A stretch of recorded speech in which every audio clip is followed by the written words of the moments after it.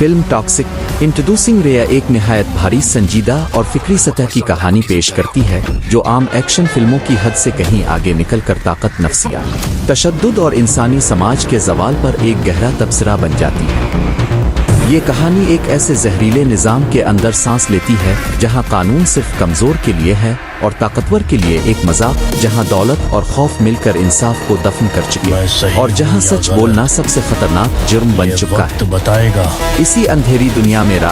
Rocking star यश का किरदार उभरता है जो किसी तूफान की तरह शोर मचाते हुए नहीं आता बल्कि एक खामोश साये की मानिंद दाखिल होता है, मगर उसकी मौजूदगी ही ताकतवर लोगों के लिए खतरे की घंटी बन जाती है। एक कम गो गहरी सोच रखने वाला और गैर मामूली तौर पर पुरअसर इंसान है जिसकी आंखों में माजी के जख्म, हाल की बेहिसी और मुस्तकबिल की बेरहम मंसूबा बंदी साफ दिखाई देती है।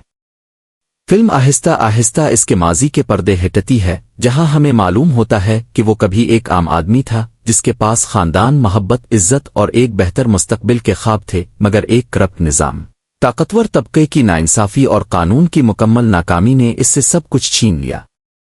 इसके अपने लोग इससे जुदा हो गए, इसकी शनाख्त मिट गई और उसका ये यकीन टूट गया कि इस दुनिया में इंसाफ नाम की कोई चीज़ वाकई मौजूद है। यही नाइंसाफियां और यही जख्म राह को अंदर से तोड़ने के बजाय एक ऐसे इंसान में ढाल देते हैं जो अब दर्द महसूस करना छोड़ चुका है और जो ये मानने लगा है कि जिंदा रहने के लिए जालिम बनना ही वाहिद रास्ता है। ना रिवायती हीरो है जो उसूलों की किताब उठाकर इंसाफ बांटने निकले और न ही एक सादा विलन जो सिर्फ खून खराबे से लुत्फ अंदोज हो, बल्कि वो एक ऐसा एंटी हीरो है जो समझता है कि जिस निज़ाम ने इंसानियत को जहर आलूद किया है इसे सिर्फ इसी की ज़बान में जवाब दिया जा सकता है। कहानी में अंडरवर्ल्ड, माफिया, बड़े बिजनेस एम्पायर्स, कारपोरेट ताकत, सियासत और जराइम का एक ऐसा खौफनाक गठजोड़ दिखाया गया है जहां हर शख्स दूसरे को इस्तेमाल कर रहा है और अखलाकियात को कमजोरी और रहम को जुर्म समझा जाता है। इस दुनिया में कदम रखते हुए सीधी जंग के बजाय ज़हनी और नफ्सियाती लड़ाई का इंतखाब करता है। वो दुश्मनों को मारने से पहले तोड़ता है, उन्हें खौफ, अदम तहफ़्फ़ुज़ और यकीनी में मुब्तला करता है और आहिस्ता आहिस्ता उनके मजबूत समझे जाने वाले कलों को अंदर से खोखला कर देता है।